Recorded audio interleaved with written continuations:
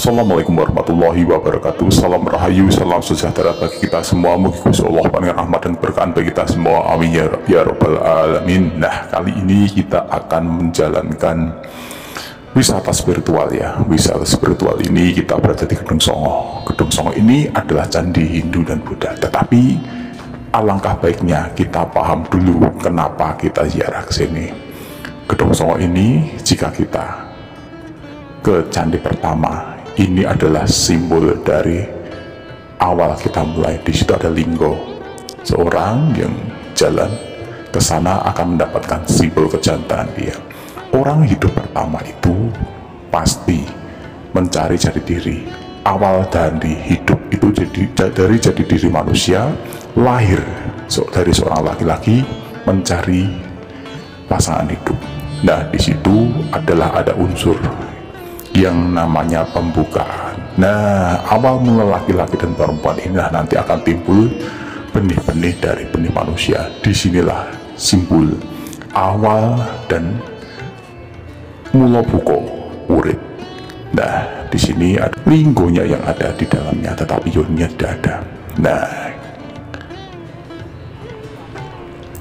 jenengan pasti paham ketika bermunajat di sini. Ini bukan berarti kita itu jadi umat agama lain, tetapi hubungan kita mengenali diri sendiri dengan mengenali lingkungan dan juga berhubungan dengan kita dengan Tuhan kita. Bukan menyembah yang di sini, bukan ikut yang di sini ya. Sekali lagi, bukan kita ikut yang di sini, menyembah yang di sini, tetapi hubungan kita pribadi dengan Tuhan dan alam sekitar kita. Dan itu sifatnya adalah hakikat, bukan sifatnya kemusyrikan ataupun kesyirikan. Dan ini luar biasa, karena rasa ini tidak tercantum di dalam apapun.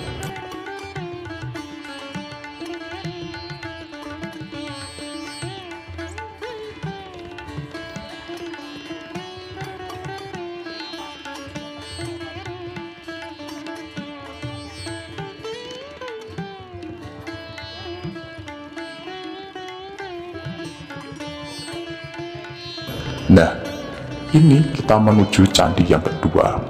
Candi yang kedua ini adalah tataran di mana kita menginjak masa dewasa. Di sini posisinya lebih tinggi dan posisinya menghadap ke sebelah barat.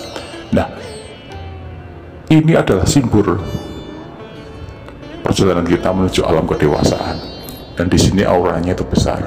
Pengenalan diri kita dengan alam lingkungan dan juga alam-alam kadewatan. Kita mulai mengenal alam, mulai mengenal diri sendiri, dan juga mengenal hal-hal yang lain yang sifatnya hakiki. Nah, di belakang ini juga ada banyak keruntuhan candi lain yang beraura besar, tetapi ini belum. Nanti kita akan ada puncaknya di Candi 3. Nah, jika Anda menyempatkan diri untuk hening di sini, luar biasa, luar biasa. Cobalah, oke?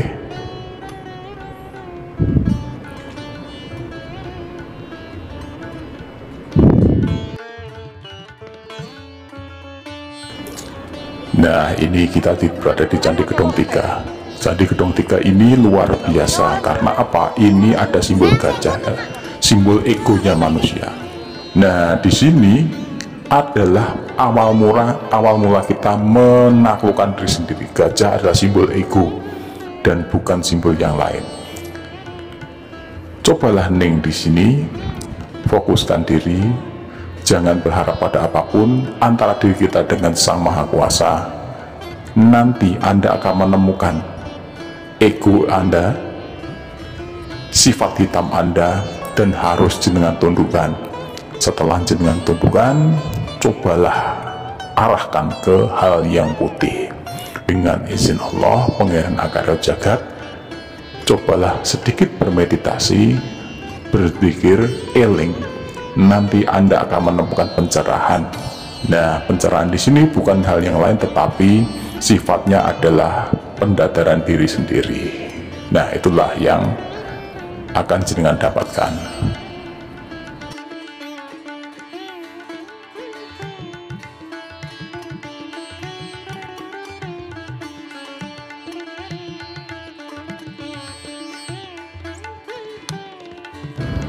Saran saya di sini jangan macam-macam ya, jangan berbuat onar, jangan berbuat yang tidak senonoh. Utamakan adalah di sini ada ziarah ataupun memohon sesuatu yang sifatnya antara kita dengan Tuhan, bukan yang lain. Nanti jenengan akan menemukan sesuatu yang jenengan pribadi luar biasa.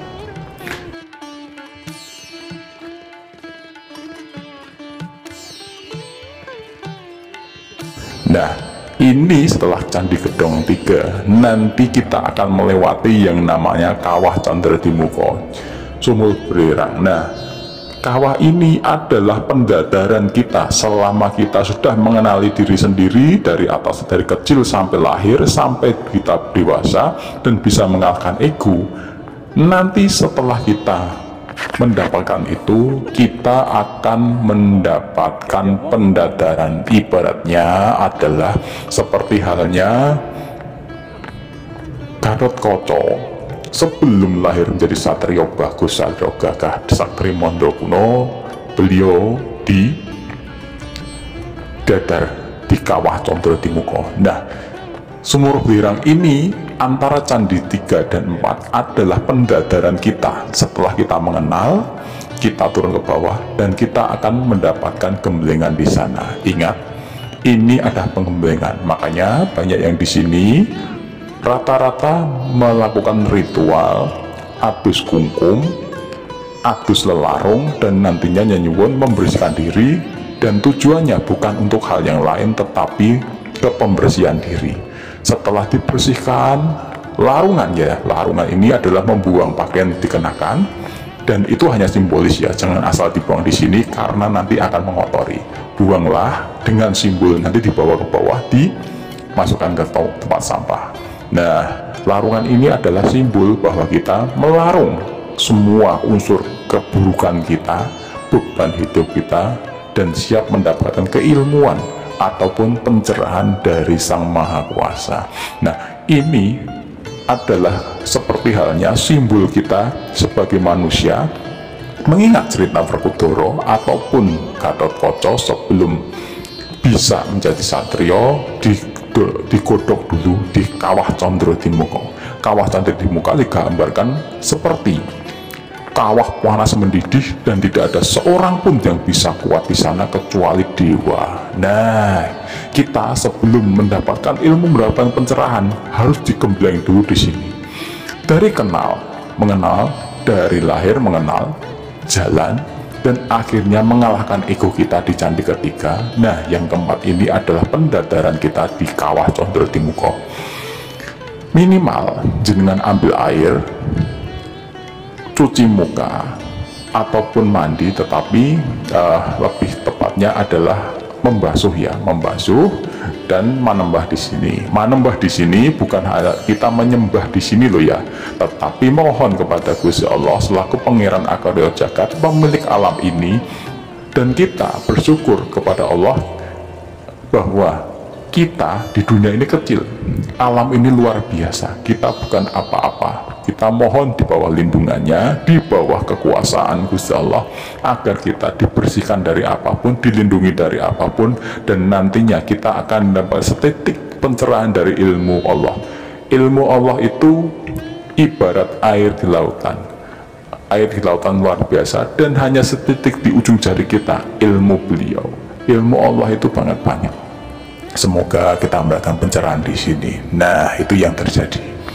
Nah, mohon hati-hati karena ini adalah kawah aktif. Jika jenengan tidak kuat aroma belerang, monggo jenengan membawa masker ataupun tidak lama-lama di sini ataupun tidak berada di pusat dari semburan. Nah, setelah itu kita mendekati dan menuju candi keempat ya.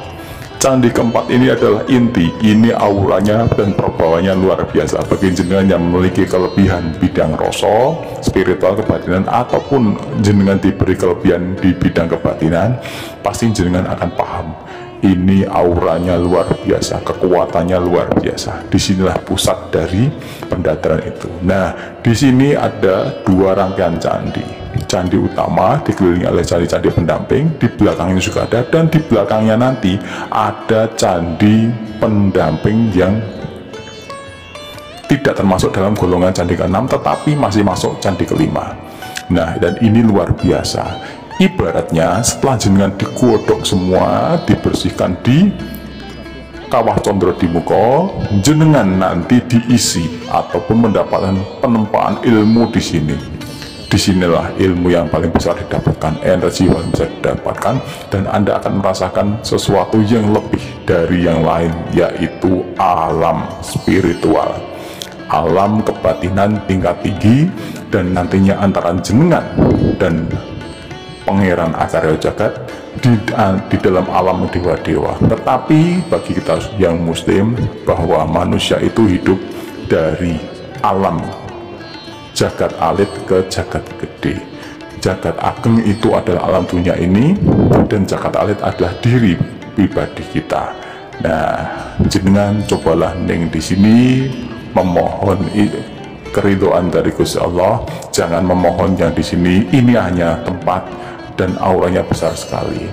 Mohonlah, karena di sini adalah tempat untuk munajat, mengeningkan diri, bukan untuk meminta-minta. Ya, sekali lagi, bukan untuk meminta, tetapi sarana diri untuk memohon kepada Pangeran Akarya Jagat kita, Gusti Allah Subhanahu wa Ta'ala, selaku pemilik alam semesta ini, agar kita mendapatkan barokah, mendapatkan pencerahan diri. Nah, salah satu fungsi candi ini adalah pamujan, ya, pamujan untuk mendapatkan pencerahan antara diri kita pribadi dan alam kadewatan. Alam kadewatan ini adalah penuju kita ke dalam akhirat. Nah, ini adalah candi yang keempat, ya, candi ini. Nanti di sebelah belakangnya ada candi lagi, candi pendukung. Nah, ini auranya luar biasa. Nah, tidak banyak yang tahu dan jarang menuju ke sana, padahal inti dari candi ini di belakangnya. Jenengan harus ikuti, jenengan harus melakukan rangkaian ziarah ini urut, ya, dari 1, 2, 3 didadar di dalam kawah itu, kawah belerang, nanti ke candi keempat. Nah, ini adalah candi di belakang bangunan candi keempat. Nah, dan ini luar biasa.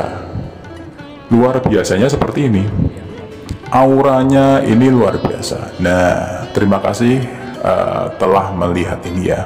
Coba kita sebentar, kita rasakan dan mohon kepada Gusti Allah, bukan menyembah yang di sini. Energinya luar biasa. Kita bisa menyatu dengan semesta, merasakan alam kadewatan, dan bisa menyatu dengan energi yang di sini, dan akhirnya menjadikan kita pribadi yang luar biasa, bukan menjadi pribadi yang biasa, tetapi luar biasa. Dan itu tidak bisa dijabarkan. Candi Gedong Songo itu mana. Di antara candi besar, sananya ada 4 rangkaian.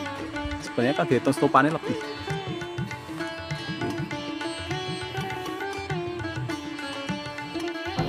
Nah, setelah selesai kita di candi keempat, kita menuju candi kelima, ya. Ini adalah tempat tertinggi di 5 rangkaian candi. Nah, setelah kita mendapatkan keilmuan di dadar di sana, kita menuju candi kelima ini. Candi kelima ini adalah titik tertinggi di antara yang lain, dimana ini adalah titik tertinggi, yaitu mencapai kahyangan. Jika dalam tataran kadewatan, setelah kita melepaskan semua, dicuci dan diisi dengan ilmu dan berkah dari Gusti Allah, nanti kita mendapatkan tempat atau makom paling tinggi, yaitu tataran kelima, yaitu di Candi Gedong 5 ini. Makanya dalam satu rangkaian candi itu pasti ditempatkan di paling tinggi. Nah, di antara candi-candi ini, inilah yang paling tinggi, karena di sini ada simbol bahwa kita sudah mencapai alam kadewatan atau mencapai kahyangan. Nah, disinilah semua lepas, semua kita sudah tercapai dan kita menuju alam kadewatan. Nah, semoga bermanfaat. Jangan menyembah apapun yang di sini, lestarikan. Jangan mencari-cari ataupun merusaknya. Ingat, ini adalah peninggalan alam dari budaya nenek moyang kita yang patut kita lestarikan. Apapun kepercayaan jenengan, apapun agama jenengan, bahwa di sini adalah tempat di mana titik-titik budaya zaman dahulu yang luar biasa perlu dilestarikan. Agama apapun, kepercayaan apapun pasti akan menyebutkan tataran dari yang paling kecil sampai merangkak, digembleng dengan luar biasa, diisi dengan keilmuan, ditata dan akhirnya mendapatkan level tertinggi, yaitu alam kadewatan ataupun alam akhirat. Innalillahi wa inna ilaihi rajiun. Dari bawah kembali ke bawah dan akhirnya menuju ke atas.